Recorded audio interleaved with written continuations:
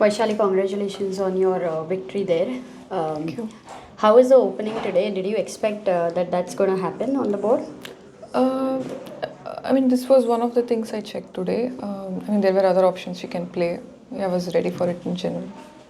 And when there was a moment when you went for F4, and the engines not necessarily liked it much, but how were you assessing it? Because practically it was quite interesting when we were analyzing. So can you explain your thought process over there? Yeah, this knight e4, I was not sure. I mean, it was like, I mean, until knight c3 I knew, and knight e4 I spent some time, and I decided to go for f4.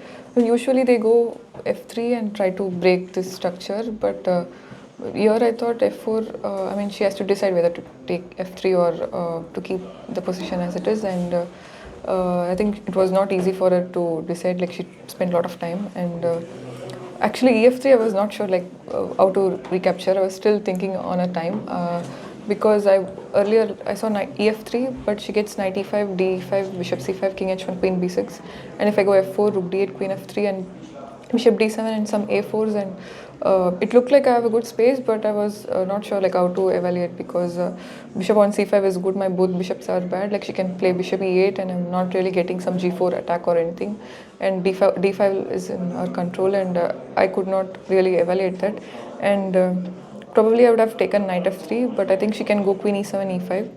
So I was still trying to figure out, it was not very clear because I can also play for e4 break. So if I get e4 break in time, then this bishop c8 rook on a8 is bad. So I was still trying to understand. But this knight f6 like helped me because okay, I get e3 and I mean I have good space and knight on e5 is good. I can try to play on both sides, like try to get h3 g4 or to play on the queen side like.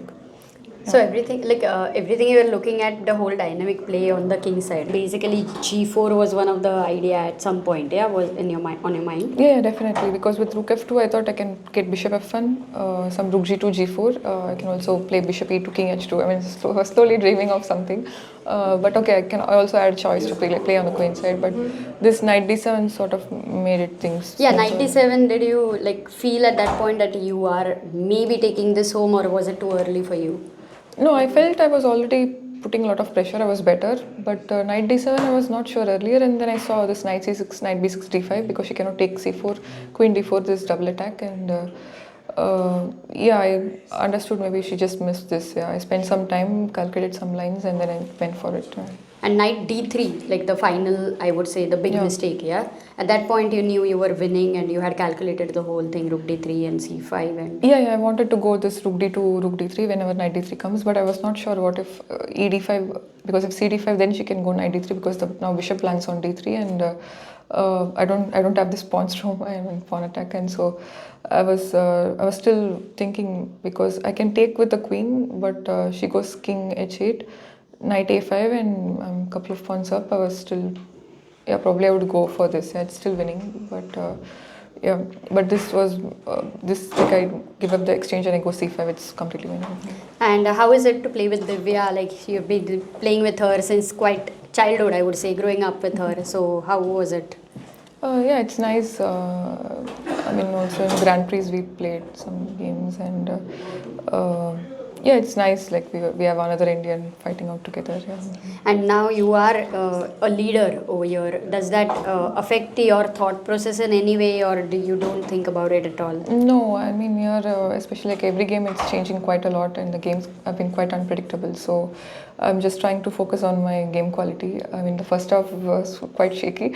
At least the last two games, I'm quite satisfied with how I'm playing. So. And today you did not come under time pressure. It was amazing time management. So what was the change? I think the position, I mean, I was putting a lot of pressure on her. And before I could get into time trouble, she got into time trouble. Also, I mean, my position was like very simple to play. I mean, I was just playing logical moves, and I was also trying to put some pressure on clock. So. And Vishy being here, since the start of the tournament on day one also, you were there. Does it make any difference? Is there time to work with him, or how is it like? No, not really. No, funnily somehow I'm unable to meet him at all during that tournament. I mean, breakfast I saw him once, but other than that, I think we go in different timings for breakfast, and I somehow don't get to actually meet him. Yeah. Okay. And Vaishali, all the best. Thank you for joining. D5, rook f2. Yeah, I'm kind of planning to play on the both sides. Like I can shift rook c2 or go bishop f1 g4. Like bishop. So rook f2 keeps this flexibility. Yeah. Yeah. Very interesting move. Bishop a6 rook c1. Yeah, I thought like I'm doing very good. It's not clear like what our plans could be. But at this point in the game, you felt good about your position. Yeah. Because you have a lot of space and. Yeah, all my pieces are good, and yeah, the knight d7 was a surprise. Yeah, as she mentioned, knight c6, knight b6, d5 was a point like she cannot take this, yeah, because of queen d4.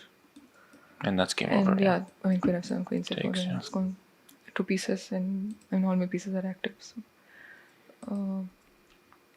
yeah, also a5, queen d4. I mean there was the streak. Oh, this d5 is very powerful. Yeah. Okay, so she played rook c8, d5 came, knight c5, queen d4. Maybe she could play rook f7 because now rook d2. Something was bothering me because rook on g6 did not do anything, and rook f7, like she can shift rook d7, and I think rook d7 here, if I'm not wrong. And okay, knight d3. Whenever knight d3 comes, like I can take rook d3. No. I think probably this was bothering me. Yeah, now knight d3. Yeah, because it's some pressure. I mean, it should be better for me, but I have to decide. Yeah, it was not clear. Rook f6, rook d2 came. Yeah, you're also try ed cd knight d3. Which is a better version than the game because now you don't have c5, right? Yeah, clearly. Exactly. I mean, I cannot sack this exchange because yeah, there was pawns going with c5, so rook g6 here. I think again she could do this cd5, but yeah, I think this was bad. Were you happy to see this knight d3? Yeah, Because it becomes very sharp, but it's you get a firm control of the game from this moment on. Yeah, it's just complete domination. Both the bishops and all my pieces are good. So yeah, after that I think it was this rook b1 was nice. Very nice rook b8. Yeah, I just taking control of the b, like not giving any. And rook b7. And very clinical finish there, rook b7. Very nice. Okay, I'm going to open up questions to the reporters on the floor. Please state your name and media outlet before asking a question. And also raise your hand. Vaishali, it's Michael here from FIDE Media. Well, congratulations on the fantastic game, first of all. Yeah, so you've scored 3.5 out of 4 in the last 4 games, which is quite impressive. But now you have 2 consecutive blacks against 2 very tough players. What are your thoughts now that you're leading the tournament with this scenario for the last few rounds? Thank you. I'm not thinking so much about standings and all. Like I'm just trying to focus playing good game. I think the first half my games were quite shaky, but I'm satisfied with the last 2 games. I hope to continue my game quality like this. Yeah. Excellent answer. Any other questions? In the back.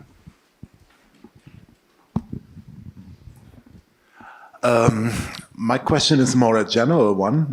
Thorsten Smil from Germany, chess ecosystem. My question is, we know that you have a lot of seconds, or we think that every player has some seconds, but do you have also some support in mental things? Because we see a lot of instability in the tournament. Do you have someone that helps you? Your mother is with you, of course, but you have also a mental coach like Gukesh had in Singapore. Can you tell us a little bit about this? Yeah, I mean, as you said, my mother supports me with everything, and I also work with a psychologist. Like she helps me to be in a better mental state. So. Sorry, is it a shared psychologist or you have your own? Sorry, what do you mean? Is it a shared psychologist that is also working for your brother, or? I mean, it's for me. You can ask him later. Yeah. Any other questions?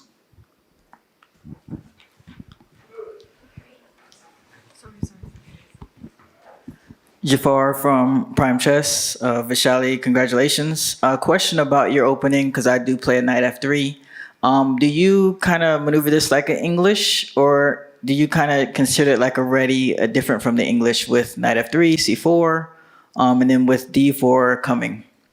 It was an interesting move order, like with b3. I'm not committing at g3 or e3. I had these options, so I mean, I don't know what to call this line. I mean, sort of like gritty English, you can say.